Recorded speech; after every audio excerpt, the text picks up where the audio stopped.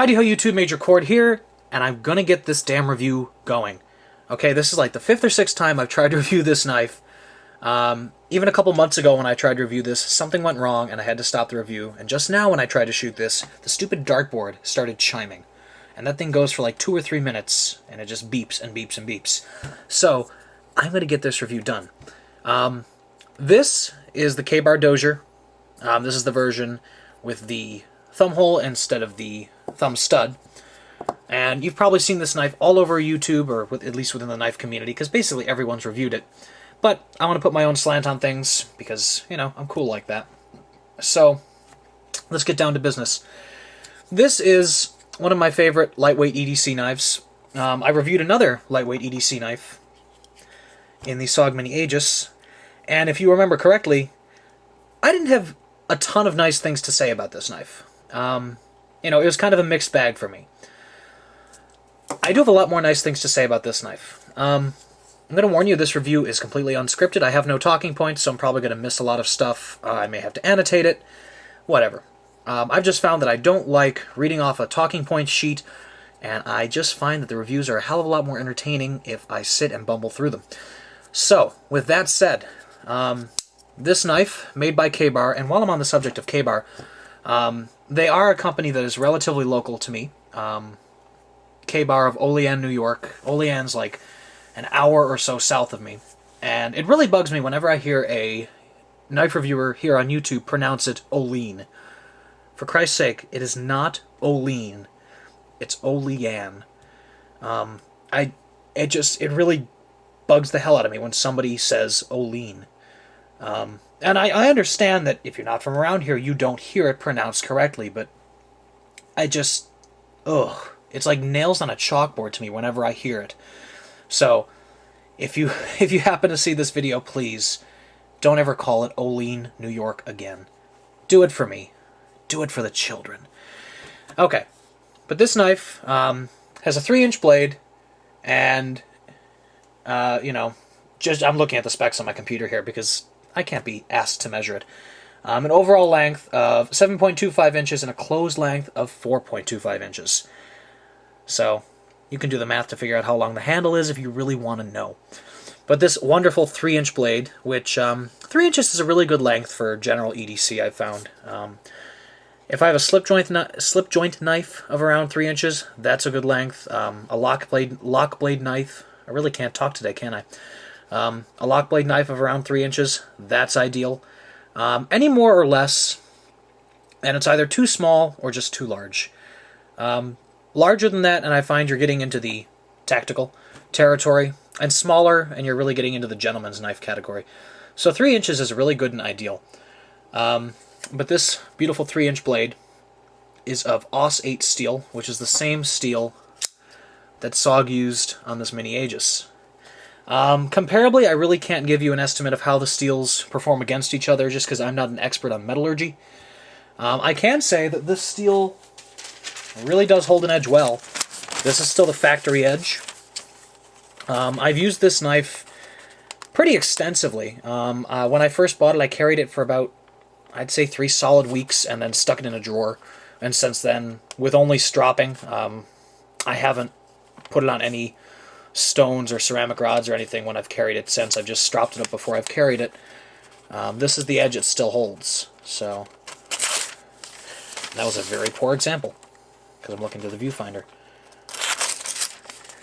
It's not perfectly sharp, but it is able to slice phone book paper if I get it in the right spot. There is a hitch along the middle of the blade, but as you can see, this edge is still capable of slicing phone book paper. And this is essentially after a year's worth of use. Not hard use. I mean, I'm not going out and chopping down trees with it or committing mass murder or anything, but, you know, this is a year's worth of my EDC use. So, packages, food prep, you know, normal stuff. So, I probably do need to touch it up and resharpen it, but this edge has held up well. So whatever KaBar is doing to their Aus 8, I like it. Now, this edge, since it's running Gavco's convex grind, really, I can't compare it. I mean, this is going to zip through this paper relatively well, I'd assume. Or maybe not. Oh, I'm eating my words today. Anyway, on to the rest of the review. This is a straight Zytel handled knife. There are no steel liners in here. If I can get a light and just shine it in there, you will see that there are no metal liners in there to speak of. The only steel you have is the steel from the back lock, which makes this knife incredibly light. You're looking at a weight of 2.2 ounces. So, if you want a knife that really disappears in your pocket, this is your knife. I'd say it's comparable to an earlier generation Spyderco Delica, perhaps. I don't know, I've never owned one. But despite not having any steel liners, this is a very rigid design. There is no blade play whatsoever. Up, down, side to side, even holding at the tip of the blade here, I cannot get this thing to wiggle, which is really nice. I hate when my knives have blade play. I mean, I accept some.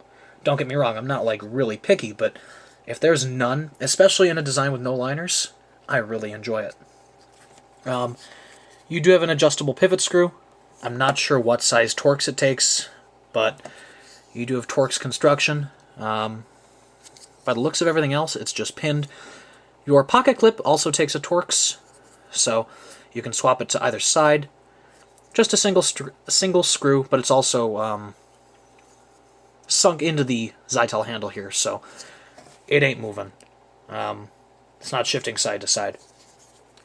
But it is only swappable left to right. You can't do tip up or tip down, which is fine by me. I don't really particularly choose to carry my knives tip up or tip down. Very few knives end up for me being carried tip down.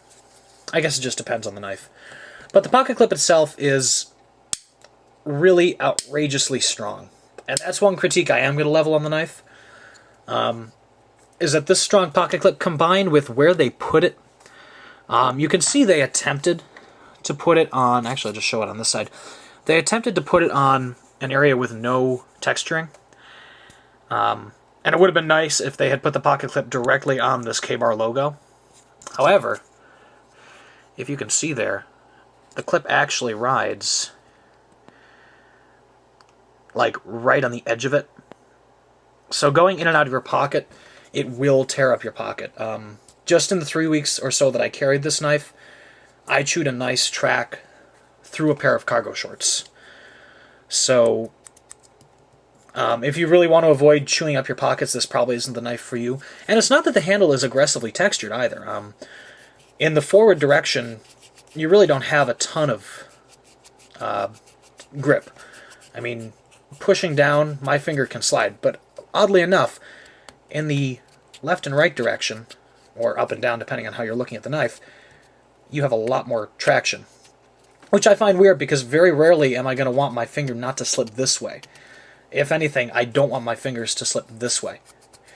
So that's an odd choice, but the texturing kind of reminds me of the texturing on like the metal floor plates of a truck or something like that. They have that diamond texture. But there is no other jimping, at least on this version of the knife. Your little thumb ramp is smooth, and it's not that I require jimping on all my knives, but it just feels weird not to have jimping here. It's almost like my finger wants to slip forward, and that's uncomfortable. So it's a mixed bag. I don't want to come off like that I need jimping on everything, but in this design it really would have been appreciated. Just for a matter of comfort. Not that I'm afraid my finger's going to slip off, because, you know, if it slips off, where is it going to go? It's going to go here. It's not going to go in the line of the blade. I'm not concerned about that. And if I'm doing a hard cutting task, I'm going to be holding it in the saber grip, or whatever it's called. So, it does lose some points for ergonomics there. But otherwise, this is a very ergonomic knife. It does fit well in your hand. The handle design is very simple. They're not trying to pull any new punches here. No odd finger choils or, you know, steep thumb ramps. This is a very, very shallow, I guess you could say, thumb ramp. And it's almost like holding a candy bar, honestly. But it just feels good. It feels good in your hand. The texturing isn't too severe. So, I mean, even gripping down very tightly on this knife, there's really no hot spot. The pocket clip even does not produce a hot spot. And I'm gripping really hard right now. There's really no hot spot, which I think is quite impressive. And just flipping it right now, honestly, you can see that I'm thinking as I'm filming, which is not the sign of a professional review, folks. Something that I really do like about backlock knives, and I will demonstrate with my Spyderco Endura, which is my EDC knife for today, is that the ability to close it with one hand, like this, using the ricasso as a stop on your finger, like this. You can do that with this KaBar Dozier. That gains a lot of points for me. I love it when my knives can be closed with one hand. One-handed opening on this knife, oddly enough though, is a pain in the ass. It works fine if you're going to open it slow. I have no problem with that. Stick the fat of your thumb in the opening hole and pivot it. That's fine. However, I almost do wish that they had made this a round hole, like the Spyder hole. It would have made flicking it out a lot easier. I flick with my thumbnail. I don't flick with the fat of my thumb. I just find that uncomfortable. However, the human thumbnail is not designed to fit into a hole that it is smaller than. So, obviously, I cannot flick this like that. I have to stick my thumbnail in like this, which is uncomfortable, and then you gotta use wrist action, and it's uncomfortable to open like this. But if you're just opening it slowly, that's fine. And honestly, I do believe that this is almost designed to be opened slowly, just by the sheer nature of it, which works. You know, this is not a tactical blade. Maybe a one-handed opener, but it's not a tactical blade. I might pick up the thumb stud version just to try it out. I'm not generally a fan of thumb studs. However, I think that may solve a lot of the issues I have with this knife. Primarily the lack of jimping up here, and the fact that the opening hole doesn't fit a human thumb. So, you know what? I'll try it out. You know, it's a cheap knife, so why not? These retail for between, I think, $15 and $22, basically anywhere that sells knives. They're a popular design. So you can either get the design like this that has a thumb hole. I don't think they call it a thumb hole even. I think they call it like a thumb... Actually, I don't know what they call it. Thumb notch, something like that. But they don't even call it a thumb hole, as far as I remember. But you can get this, you can get one with a thumb stud. They come in a smaller version, they come in a larger version. This Dozier design is quite well ingrained within the KaBar line. And they come in a variety of colors. I just went with the standard black. I believe they come in OD green, desert tan, orange, and pink as well. So if you're a fan of colored knives, you know, you like your Spyderco knives that come in colors, check out these Doziers. If you really like a light knife that provides a hell of a lot of utility and a decent blade length, and is a lot cheaper. I mean, this knife essentially has all the same qualities. It's a light knife, 3-inch blade, same steel. This is like, what, 2-3 times the price? Give this knife a look. I think it's definitely worth your time and worth your money. So I really hope this review wasn't too painful to watch. I'm going to be churning out some more for your entertainment. Yeah, that said, enjoy the rest of your day. Take care.